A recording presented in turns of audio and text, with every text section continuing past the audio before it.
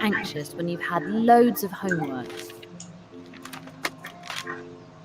Maybe you felt hurt when a friend said something mean about you. Or sad when your dog passed away. Or maybe you're feeling nervous about leaving primary school to go to secondary school. There are going to be times in your life that will be difficult to deal with. But there is good news. Did you know you can learn skills to help you deal with your challenging emotions better? These skills help you develop a characteristic called resilience. Resilience is the ability to cope with and bounce back from difficult times. It's being able to pick yourself back up after you've been knocked down. It's about building your inner strength to deal with and manage stressful situations. Resilience and emotions go hand in hand. Learning how to deal with your challenging emotions when they occur is important in developing your resilience. It can be helpful to think of emotions as the weather. Sometimes they can be stormy and dark, and other times they can be sunny and bright. Learning how to master your emotions can help you build the confidence to tackle any challenge thrown your way. Some of the challenges that you might be dealing with could include dealing with an illness, relationship or family issues, problems at school, bullying, or losing someone you love.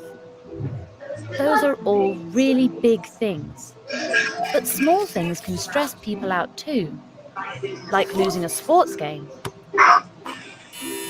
being told off by a parent or teacher, or getting a detention. For some people, these little things can add up.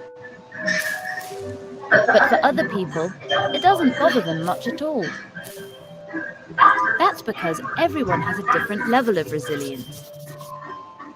Two people might experience similar situations, but cope with them in completely different ways. This can be due to past experiences, genetics, or what we have learned from parents. Everyone is different. The great thing is that you are actually able to develop and build your resilience.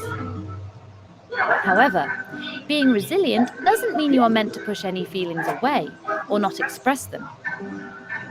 Developing resilience means you learn to recognize your emotions and manage them in a constructive way. Here are some simple ways to start developing your resilience.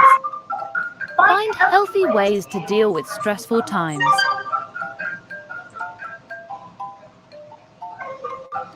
If things start feeling too stressful, find something enjoyable to do, like patting your pet, doing some exercise, or talking to a parent, sibling, or friend. It can also include speaking positively to yourself and reassuring yourself that things will be okay. Accept the fact that change is a part of life. This means everyone goes through it. Perhaps you have moved to a new city, or started a new school. Maybe there's a new member in your family. Often, it can take time to adjust to a new change in life, especially if we didn't choose it. But as you learn to accept changes in your life and make the best out of whatever is happening, you'll grow stronger and happier. Take some deep breaths. When you feel a challenging emotion, chances are your body is physically reacting to it too. It will most likely be giving you warning signs that you're feeling a certain way. If you're stressed, scared, or nervous, your heart might beat really fast, or you might feel sweaty and shaky. But did you know that you can actually use your body to help you manage your emotions? One way of doing this is by controlling your breathing. Start by slowing your breathing down. Take deep, deep breaths in through your nose and out through your mouth.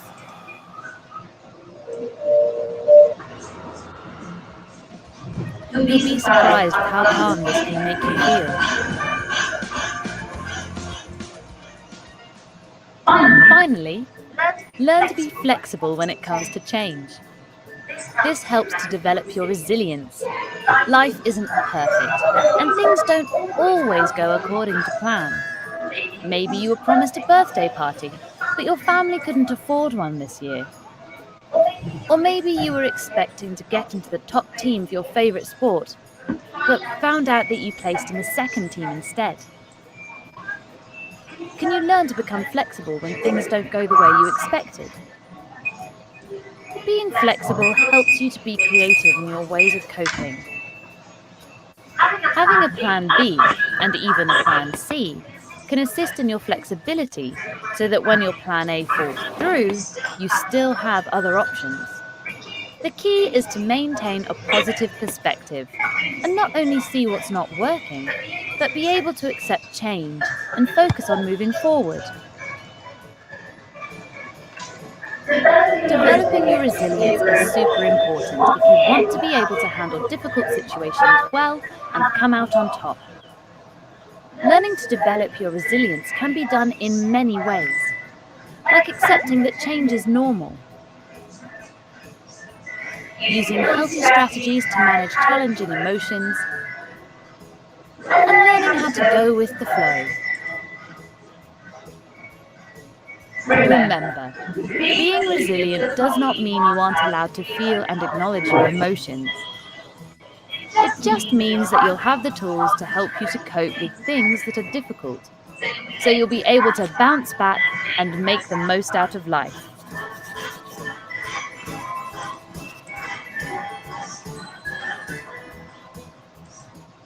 Good afternoon, everybody, and welcome to the Love Ministry webinar entitled Part 2 of Children's Well-Being.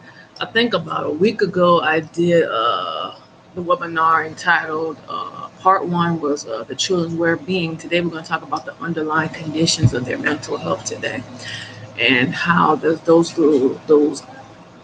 things start to play a part. So I found out quite a few things that we can talk about today. So we're going to start with the disorders, and then we're going to move into the underlying conditions and how does that affect them overall tremendously. So I'm going to go ahead and share my screen, everybody. Hope everybody's doing well. It's amazing and blessed Thursday. So we're going to go ahead and get started, everybody. Yes. All right, let me make it bigger. Oh, I think I can make it bigger. Give me a minute, everybody. All right. Okay. Children's mental disorder. So as you can see right here, there's a parent right here at the bottom having a discussion, or a therapist having a discussion with this young man right here. So I'm going to go ahead and read this content, everybody. Mental disorder among children are described as a serious change in the way children typically learn, behave, or handle their emotions, which cause distress and problems getting through the day. Health professionals use the guidelines and the American Psychological Association Diagnose and Statistic Manual 5th edition DSM-5 to help diagnose mental health disorders in children. Click on the links to talk about those. So the first three I want to talk about is, anxiety, depression plays a very, very keen part, which we kind of talked about in the last webinar. Now we're going to kind of go to PTSD and obsession compulsive disorder. So I'm going to go ahead and click on this one here, everybody. So post-trauma stress disorder in children. So pay attention to this, parents. Children may experience very stressful events that affect how they think and feel. Most of the time, children recover quickly and well. However, sometimes children who experience severe stress, such as a form of injury from the death or death of a close family member or friend, or from violence, which will be affected long term. The child could experience these traumas directly or could witness it happening to someone else. When children develop long-term symptoms longer than 1 month for such stress, which are upsetting or interfering with their relationships and activities, they may be diagnosed with post-trauma stress disorder. The example of PTSD symptoms include reliving the events over and over in the thoughts or in play, nightmares and sleep trouble, becoming very upset when something caused memories of an event, lack of positive emotion, intense or ongoing fear, sadness, irritable and angry outbursts, consistently looking for possible threats, being easily startled, acting helpless, hopeless, or withdrawn, denying that the events happened, or feeling numb, avoiding places or people associated with the events. Because children who have experienced traumatic stress may seem restless, fatigued, or have trouble paying attention and staying organized, the symptoms of the trauma stress can be confused with symptoms of attention deficiency hyperactive disorder, which is ADHD, in which we're going to kind of get into that too today. So we're going to talk about ADHD, we're going to talk about post-trauma stress, which we're talking about now, and OCD. And then we're going to go into the underlying conditions. So, for example, physical, sexual, emotional mistreatment, being a victim or witness to violence or crime, serious illnesses or death of a close family member or friend, natural or man-made destruction, or a severe car accident. Treatment for PTSD. The first step to treatment to talk with the healthcare provider to arrange evaluation for a PTSD diagnosis. So when you have kind of suspicions or have kind of an intuition of your child, or you know of a loved one that's going through that, you start to kind of make a checklist of say, okay, something's going on with my child. He can't sleep, she can't sleep. What is going on? So you start doing your homework and you start doing your research and you start pinpointing some things that you are seeing in terms of behavior wise.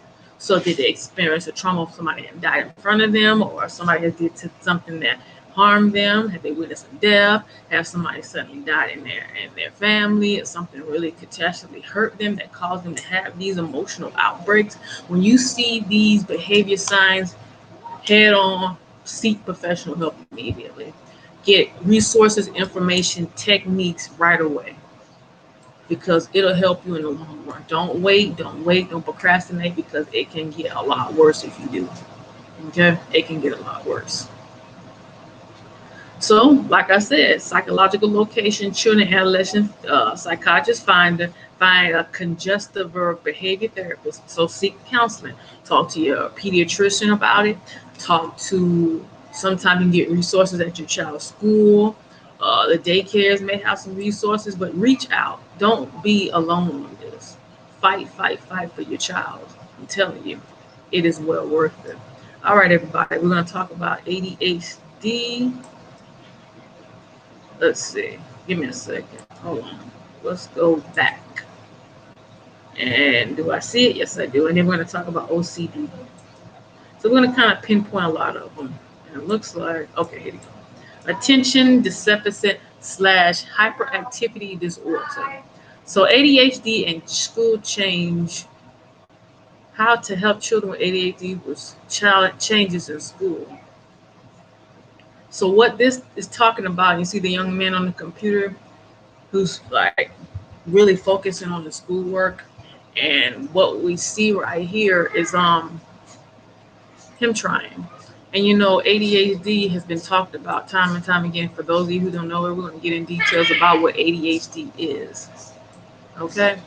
ADHD is one of the most common neurodevelopment disorders of children. It is usually first diagnosed in childhood and often lasts into adulthood. Children with ADHD may have trouble paying attention, controlling impulse behavior, may act without thinking about what the results will be, or be overly active.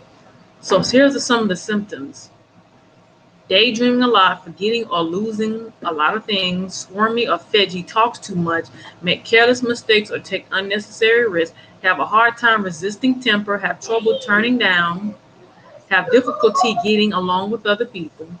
And the types is, they have different types here, everybody. They have pre-dawn attentive presentation. It is hard for the individual to organize or find a task to pay attention to detail or to follow instructions or conversation. The person is easily distracted or forgets details of daily routine. Pre-dawn hyperactive impulsive presentation. The person's fidgety, talks a lot, and it's hard to sit still for a long time. That includes meals, while doing homework. Small children may run around, jump, or climb consistently. The individual feels restless, has trouble with impulse. Someone who is impulsive may interrupt others a lot, grab things from people, or speak at inappropriate times. It's hard for the person to want their turn or listen to directions. A person with impulse may have more accidents and injuries than others. And the next one is compact presentation. Symptoms of the above two type are equally presented in the person. So what's the cause of ADHD, everybody?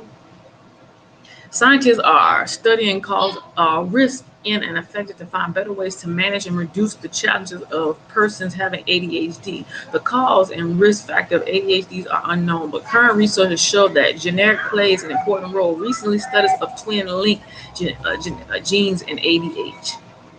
In addition to genes, scientists are studying other possible causes and risk factors: brain injury exposed to environment during pregnancy or at a young age, alcohol, tobacco use during pregnancy, premature deliveries, or low birth weight. So there's a number of reasons and factors about that.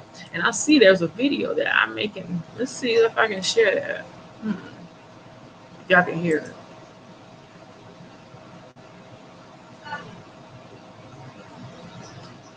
He's speaking sign language. Hold on, everybody.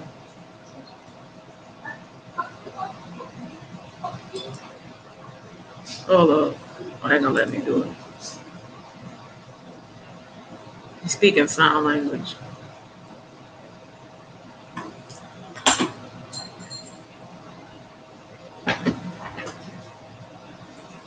This is actually good for those of you who do speak sign language, and that I never really thought about it until now. This will be good. It really will be good because I know other organizations use sign language, and that just clicked in my head to add that to the platform too.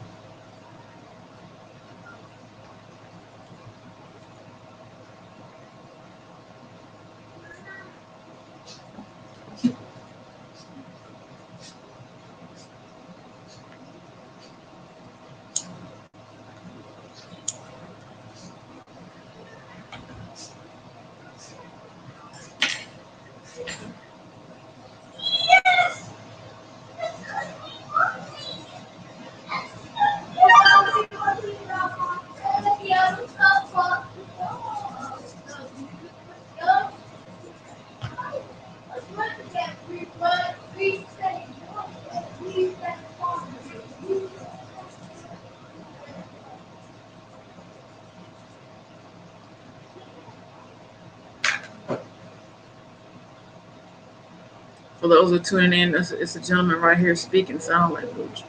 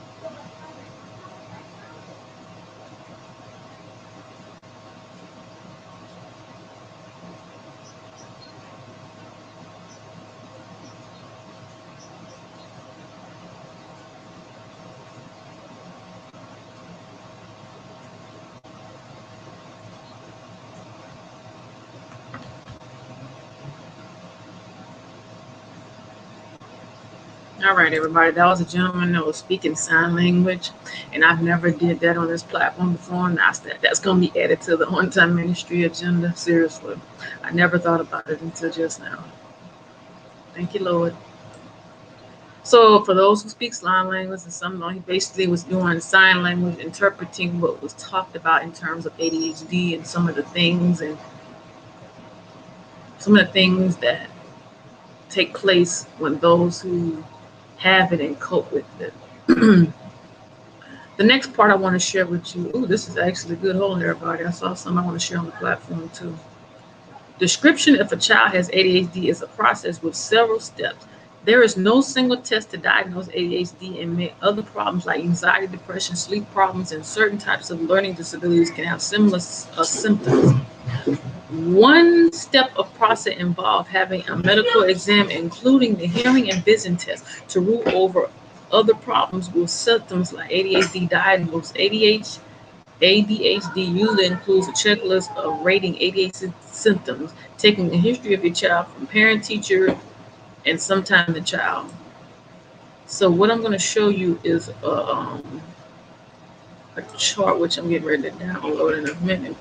Actually, first and foremost, I'm going to actually put it on the platform so you can take a look at the chart for ADHD, because this is a PDF file. I'll put it on the group page.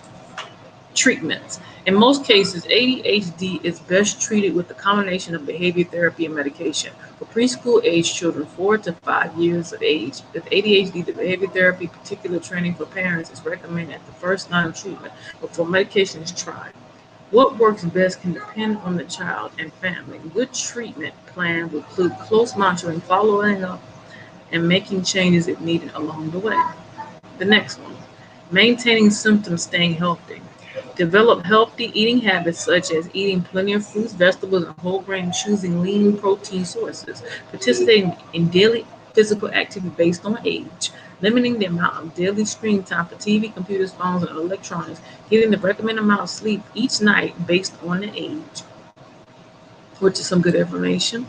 If you or your doctor have concern about ADHD, take your child to a specialist such as a psychiatrist, child psychiatrist, or development pediatrician, or you can contact your early intervention agency for children under 3 or public schools for children 3 and older. So just like we talked about PTSD, the same thing with ADHD, the resources out there, ladies and gentlemen.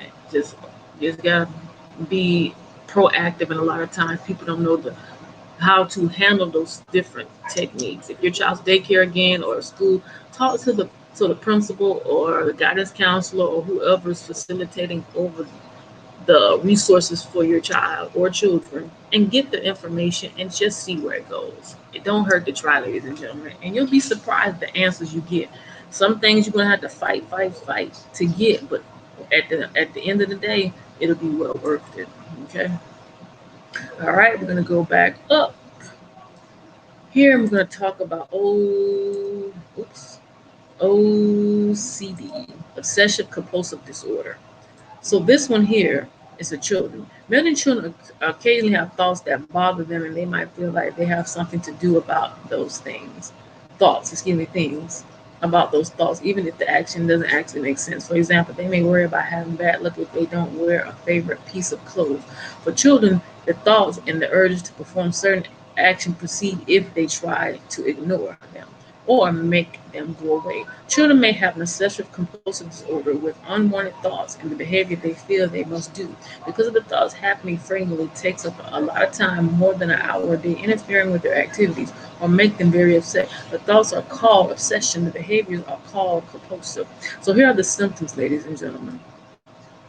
Having unwanted thoughts, impulse, or images that occur over and over and which cause anxiety or distress, having to think about or say something over and over, for example, counting or repeating words over and over silently or out loud, having to do something over and over, for example, hand washing, putting things in specific order, or checking the same thing over and over, like whether a door is locked. Having to do something over and over again to certain rules that must be followed exactly in order to make an obsession go away. Children do this behavior because they have a feeling that the behavior will prevent bad things from happening or will make them feel better. However, the behavior is not typically connected to the actual danger of something bad happening or the behavior extremes such as washing hands multiple times per hour. Common myth is that OCD means being really neat and orderly. Sometimes OCD behavior may involve cleaning, but many times someone with OCD is too focused on one thing that must be done over and over, rather than being organized. Obsession and compulsion can also change over time. Treatment for OCD. First step treatment to talk to a healthcare provider to arrange evaluation. A comprehensive evaluation by mental health professionals will determine if the anxiety or the distress involve memory of trauma event that actually happened or if the fear are based on the thoughts or beliefs. The mental health professional should also determine whether someone with OCD has a current or past disorder. Anxiety or depression and disruption behavior may also occur with OCD. Treatment can include behavior therapists, medication, behavior therapy, specific conjunctive behavior therapy helps the child change negative thoughts into more positive effective ways of thinking, leading to more often behavior. Behind therapy for OCD can involve gradually exposing children to their fear in safe settings. This helps them learn the bad things do not really occur when they don't do the behavior, which easily decrease their anxiety.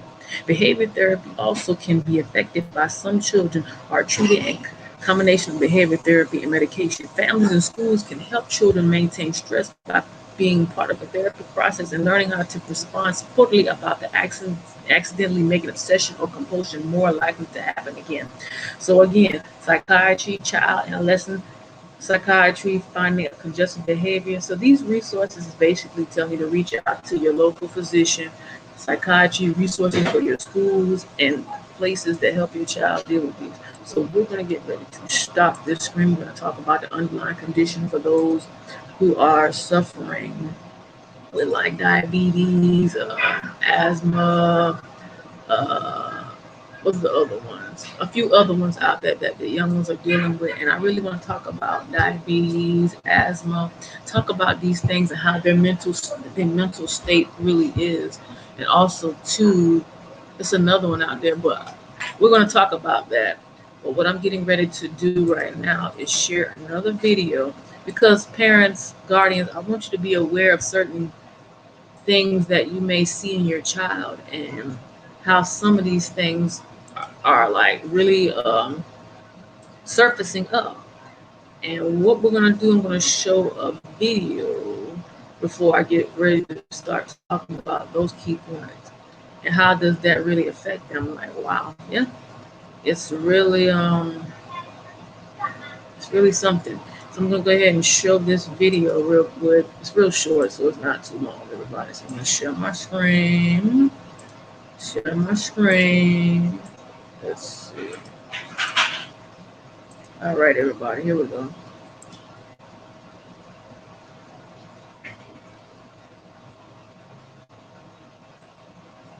Lucy Pear has wonderful hair. It changes colour like no other. When the sun shines bright and things seem right, her hair is as yellow as that big bright light. When her little brother Brad makes her really, really mad, her hair goes as red as her redhead dad. One day, her friend got a brand new toy. Her hair went green with envy. No sign of joy. When Lucy's excited, full of happiness and glee, her hair goes bright purple for everyone to see. But one day she woke and the sun wasn't so bright. She didn't feel happy. She didn't feel right. Lucy didn't know where to look, and she didn't know what to do, because that morning she woke and her hair was dark blue. She didn't know why she felt so sad, why her hair was so blue, why she didn't feel glad. She didn't want to leave home that day, and she wished the blue feeling would just go away. "Why is your hair blue?" her mummy asked. But giving an answer seemed an impossible task. She didn't know why she felt so low, why her hair didn't have that bright golden glow. Up and dressed and off to school, her classmates thought her hair was cool. Her teacher said, "It's not that bad," but she just couldn't say, "It's because I'm sad." Her friends didn't get it. "Why are you sad? You're always so happy. You're always so glad." "I am always happy." This much was true, but she still couldn't say why her hair was so blue. At lunch, Lucy ate all she could consume, when a sight caught her eye from across the room. Her friend said, "Lucy, look, someone like you." And she looked up to see more hair so blue. She could see he had a smile on his face, a smile so bright no sadness could erase. "But why," asked Lucy, "is your hair so blue? Do you feel the sadness that I feel too?" The boy looked at Lucy with his bright green eyes and knew that his next words could not be lies. "Don't worry, Lucy, if your hair goes blue. We all have days like this, mums and dads and teachers too. It's important to know it's okay to be sad. It's okay to be angry. It's okay to be mad. And if you wake up one day and your hair is blue, please don't worry, because that's okay too. We all have blue days, but it will disappear, and your beautiful hair will again reappear. Tomorrow you'll wake and the sun will shine bright, and today will fade like a dream in the night." That night at home with her mum and her dad, she told them she felt a little bit sad. "But I'll be fine," she began to say, "because it's okay sometimes to have a blue day."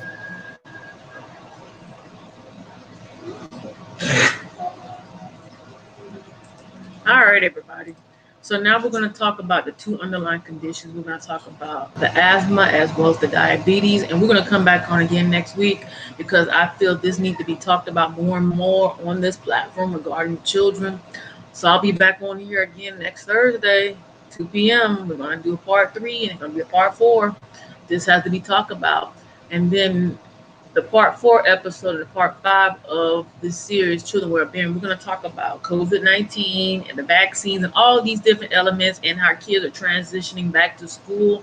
So this is a lot of content I'm going to be sharing for the next few more weeks. I think we have a few more weeks left in May, but this really needs to be talked about. And this here is actually shared on my YouTube channel too. So I'm going to go ahead and stop. I think I just stopped sharing my screen. I did.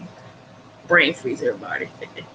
All right, everybody, we're going to go ahead and talk about the asthma and the diabetes, and we're going to come back again and talk about some more underlying conditions.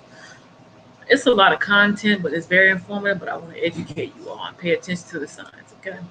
All right, so I'm going to share our screen.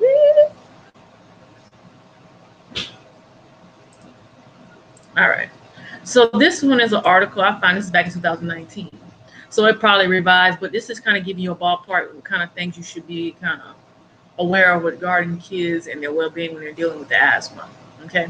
Poor asthma control is often linked to treatments and no subject and presence of cardings such as respiratory infection, congestive heart failure, as well as psychological disorders. In fact, patients with asthma have demonstrated an elevated rise of anxiety and depression that made twice that of general population, according to the various findings. So what you notice here, everybody, in the presentation I did last week and what I talked about today, the two key factors that keep popping up in this presentation as well as last week is anxiety and depression. Those two words keep popping up today, and it popped up last week, and stress is and included with this today too. So it's anxiety and depression. So when anxiety and depression go hand in hand, there's triggering something in terms of their asthma flaring up. So if they have anxiety, their asthma flare up. If they're depressed, their asthma flaring up. So they got all kind of stuff, and then you put stress on it, so they definitely gonna have a flare up. And what we have to pay attention is how to manage it. But it's challenging. It's very challenging, depending on the environment and the place that you are at, because everybody live in different places, and the environment may not be the best quality. Thank you. If you have a humidifier or have thought about that, I'm going to give you a couple of tools. You can use them, you want to use them, you don't have to use them, it's totally up to you. What I've noticed with kids who have asthma, that's mine, two has it, so I'm speaking from experience from that, is one, the humidifier works like a charm. Two, make sure the AC is cold so that way they can be able to breathe, and try to keep them as calm as possible so they won't be so stressed out.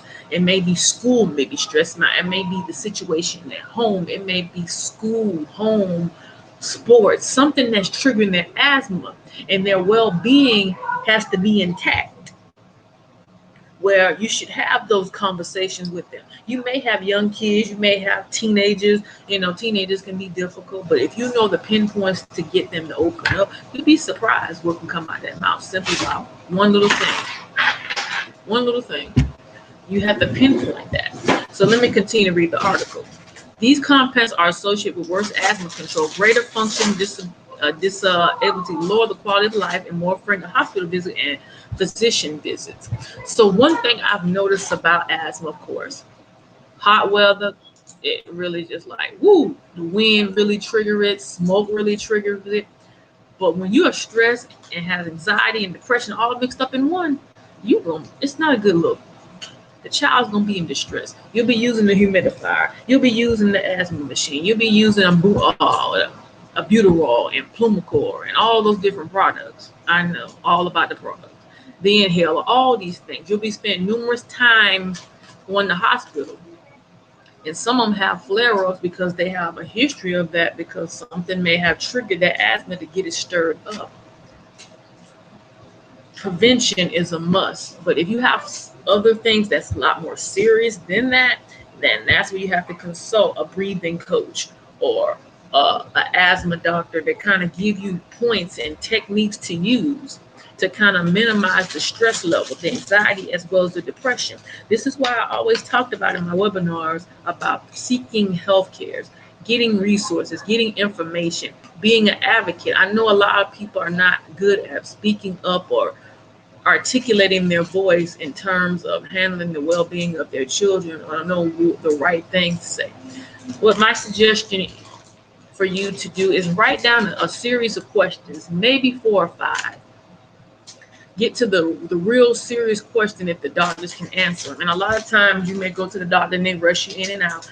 I've known from experience where you just like a doormat, you go in and out, in and out. But if you have a good, strong relationship with your doctor or physician, have those difficult conversations with them so they can get to the root of the problem, to give you answers and information on how to manage your child's asthma or children, give or take, and have those questions and see what can be done. So as I scroll down, and this gives you a bunch of other little numbers and whatnot, what it looks like and how this really happens and everything. What I want to get to at the bottom, this is a whole bunch of numbers. I'm just sliding down. And the doctor's explaining about acute sadness produced bronchiolitis in asthma children, along with various nervous activity. Many people with depression show activation of the visual system. So like I said, anxiety, depression, and stress kind of resonate all of that. So what I suggest your child, looking at the asthmatic, find some tools. And this is actually something that kind of just jumped in and just kind of came to mind that kind of can help you a little bit, because I really want to give you some tools that kind of help you start off the path. Like I talked about before, I talked about writing down a list or writing down questions you may want to ask the physician, to doing a lot of research on your own or sitting with somebody who has experience, or getting connected with somebody who can give you the right information and tools to share to help you. And three, just giving your kids unconditional love. Like unconditional love. You give them unconditional love, it's a whole nother level. But it's scary and it's very stressful and it's very overwhelming being a parent. It's very overwhelming being a parent because you don't know what to expect each and every day with your children. And what you see, he's distressed, she's distressed. Is it the schoolwork? Is it is it the teachers? Is it the thing that's going on? There's a change in the home. Is somebody sick? Is something happening financially? And that caused that child to have that anxiety and depression and stress because they're picking up the energy that's going on with that factor. And I'm going to actually share something with you. I don't know, something just kind of resonated me because I'm going to go ahead and share the link, not link, but I'm going to give you a video. I'm going to post it on the group page. I just feel like I got to do what I have to do here. Give me a minute, everybody.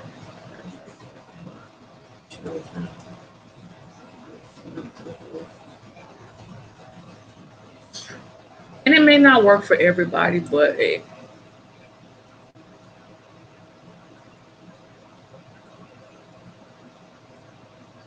it's just something to share.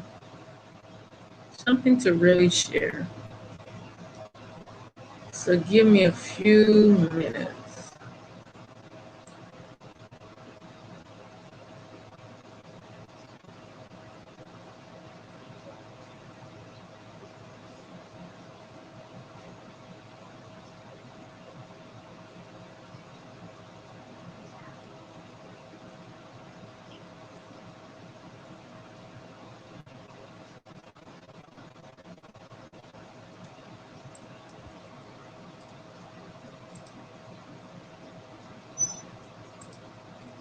I'm coming, everybody. Something just kind of just popped in my head, and I need to put it up before I forget.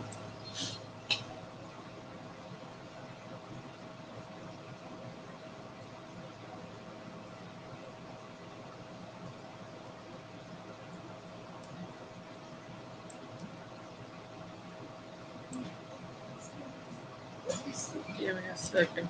I seen something. Give me a few more minutes. I'm not gonna be very long. Give me 2.5 seconds, maybe 3, to get this together, ladies and gentlemen. Because I know if I get on something else, I'm gonna completely forget what I just talked about. That would come with age. You gotta write stuff down. Oh yeah, you have to write stuff down. All right.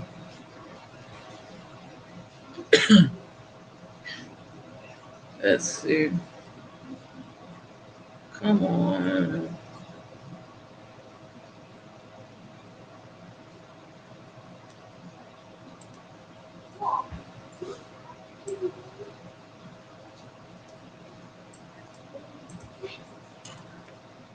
I'm coming, those who looking for me out the outside. I just thought of something and I want to share it.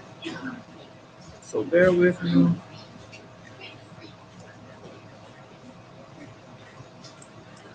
I think it's it.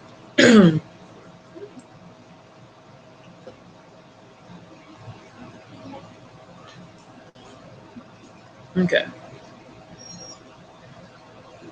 What I'm going to get ready to do, I'm going to actually share this page on the group page right now while I'm live. And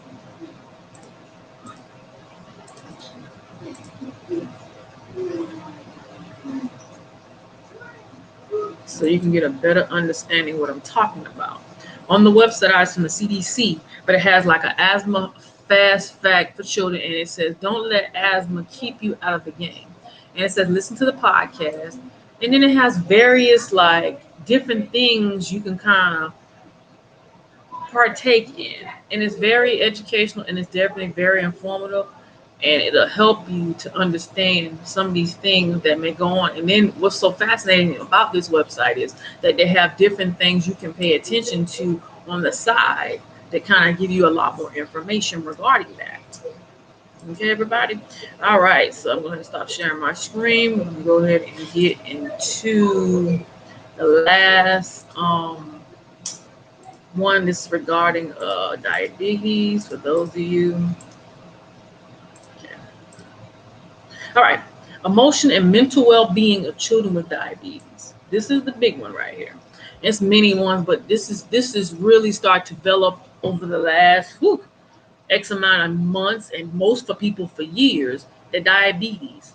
So let's get into that conversation today. Key points to remember about emotional and mental well-being of children with diabetes. Mental health concerns are common in children and young people with diabetes. Having diabetes and managing on a daily basis is stressful for children, young people, and their families. Distress about diabetes and mental health concerns are common in children. Young people with diabetes, support is available to help you. I'm going to give you a link, and I think I might have brought that to you.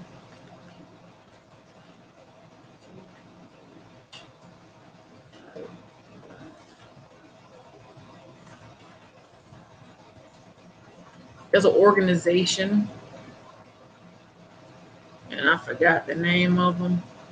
It's in Palm Beach County.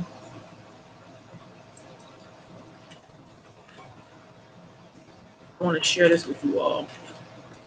That really is very supportive for families.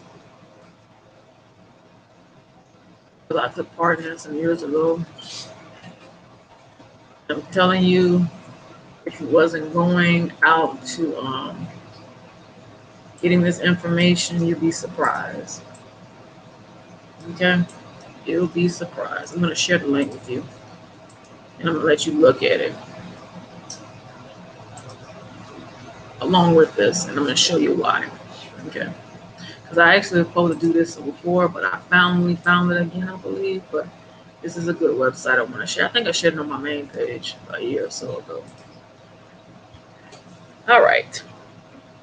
Why is diabetes stressful for my child? So before I get started reading this, I'm going to explain to you why diabetes is stressful for your child. Diabetes is stressful for your child because, one, they have to be very careful on the things they have to eat, and two, their mood swings elevated from day to day, and three, they are uncertain what they're going to feel like every day. When you're a diabetic, you feel lethargic, so you're not really coherent every morning. Your blood levels go up and down, and they fluctuate. This is why you test. This is why you take your medicine. This is why you eat for a reason. This is why you have to keep a journal. This is why you have to make sure you know what the numbers are. You want to know what is your glucose numbers. You want to know how your ketones is. Ketones are things that you check in your urine. And those things to see if you have a lot of sugar in your urine or you have none.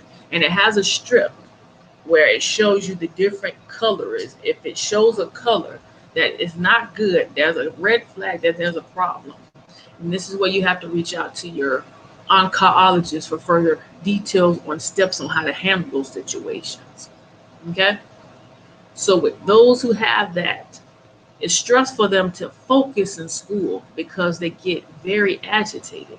And when they get very agitated, their mind is wandering all over the place because organization is like a very real difficult struggle for them to get in order because you're getting up in the morning, you're trying to get yourself together, you're so in displacement that you don't know if you're coming or going, and then the tests and the work becomes overwhelming that causes their blood sugar to elevate because they got a lot of stress on them.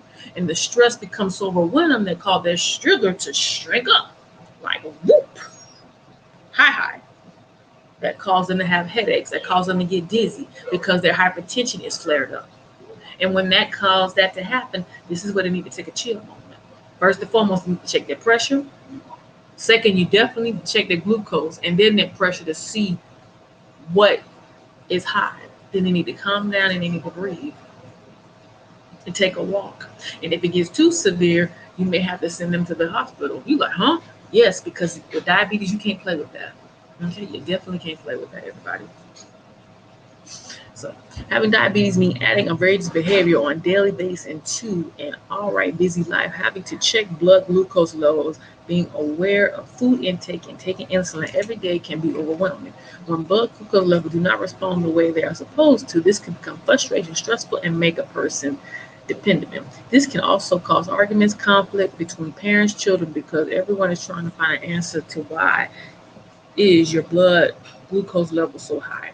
And stress can play a part in it. It can be something you have eaten that kind of trigger it. And it tells you when you sleep overnight, all the stomach, that food that's in your stomach sits there. And in the morning, your glucose may be high. If you wake up feeling like deoriented, dizzy, check glucose immediately.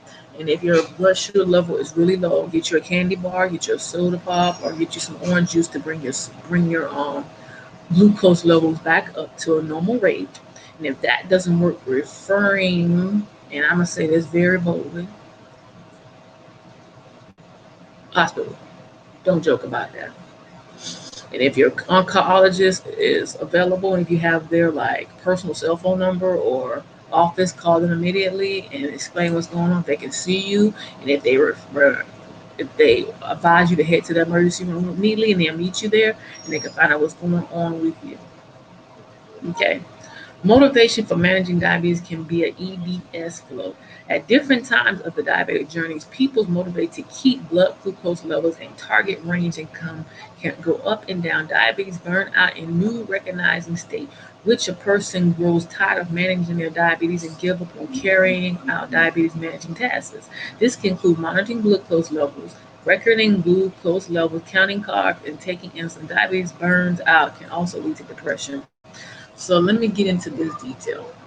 For those who suffer from this, and most of you like, okay, what do you mean suffer from this? People who have diabetes get tired. I mean tired. And when they get tired, they don't want to eat right. They don't want to check their stuff. They don't want to take their medication. They don't want to do that because it's like an ongoing routine. You feel abnormal. You get tired of the same routine day in, day out. In the beginning, you want to do good. But all of a sudden, you backslide so bad that you're like, man, I got to take my medicine. I got to take my vitamins. I got to eat this. I got to eat that. They get discouraged and they feel like less of a person because they can't live a normal, fulfilling life like they want to. And I'm talking in regards to children because they get aggravated. Now, if you have those kids who don't like the test, they have a little device that they can stick on the child's arm. Now, if your child has type 1, they have a pump that they kind of loop around where the insulin just kind of go instantly in them. So that way you don't have to worry about them missing their dosage. If your child's emotional response. Your child will have their own emotional reaction to the diagnosis of diabetes. They will feel overwhelmed and fearful of the future. Hospitals are a strange place. They don't have the comfort and familiar of home, and your child will experience levels of physical discomfort as part of their treatment. Once you're at home, you might find they become worried about other areas of their life and see a drop in their confidence. Your family emotional response. Your other children will also feel worried about their brother or sister with diabetes. They are likely to see you upset and are not sure how to react. You will obviously need to focus your attention on learning about diabetes, and they will honestly might feel left out. Often, older siblings react by trying to become over involved and end up taking on too much responsibilities for their siblings' disability management. Other relatives and families will also feel concerned but might not know how to best help. This is why support is very much needed with diabetes as well as asthma. You have to reach out. You can't do this alone because it's overwhelming. Your emotional response as a parent. It is normal as a parent to feel overwhelmed and fearful when your child is diagnosed with type 1 diabetes. Feeling worn out with diabetes is not just for the person who has it, but it's the whole entire family. The burden of a child with diabetes also falls to the parent. Everyone is different, but there are some ways that people deal with trauma. People often seek comfort. They eat more food, drink alcohol to exceed, misuse drugs, or throw themselves into work and try blocking out different feelings. Other responses are trying to control every aspect of their lives to protect themselves from further frightening experience. They become very rigid, keeping the house extremely tidy, avoiding any new experiences, staying at home, and became more or less sociable. So, as a parent, it's important that you look after yourself. You need strength yourself so you can be strong for your child. So, as a parent, it is very important that you look after yourself as well. This is often easier and said than done because a parent's focus is often on their child. But you need to strengthen yourself so you can be strong for your child. It is important to access support systems available to you and share the emotion bearing that you're carrying. So, how can I help my child with diabetes? So, there's a series of questions, kind of for examples. So, here we go, everybody. Make sure, and what I'm going to do is I'm going to share this on the platform too. So, I'm going to go over a few of these questions.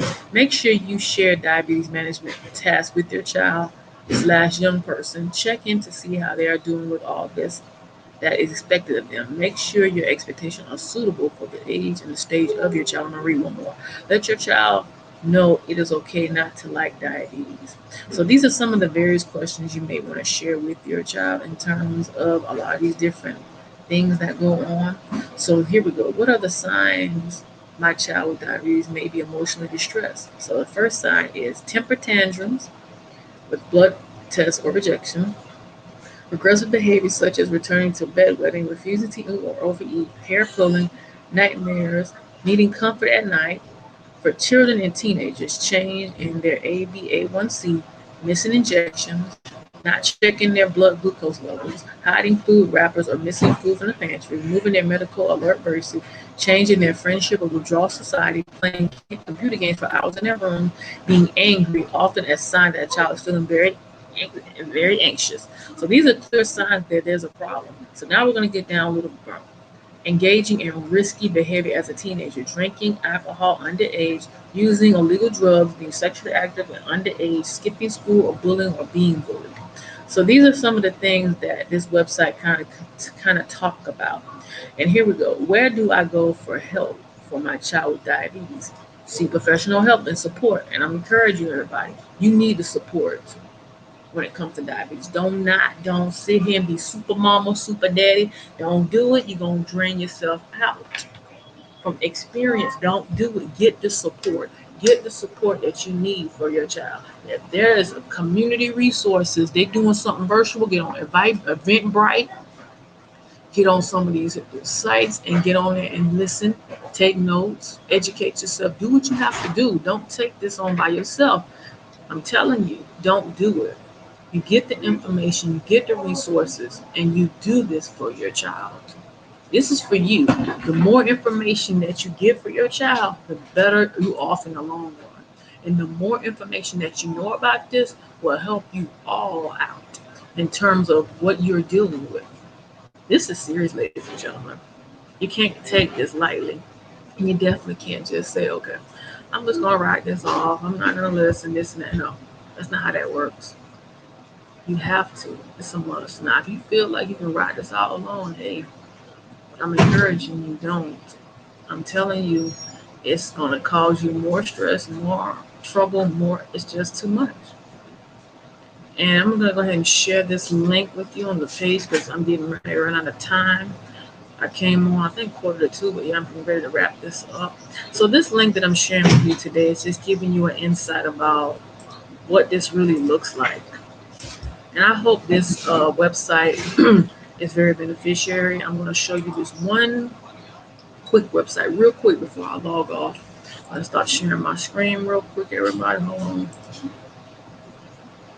I've been on for an hour. Yep, it's time to go. I did not realize that, everybody. I've been on an hour. Hold on, let me show you this one website real quick. All right, this is JDRF. This is a nonprofit organization. This is in Palm Beach County. And I'm going to show you what it looks like.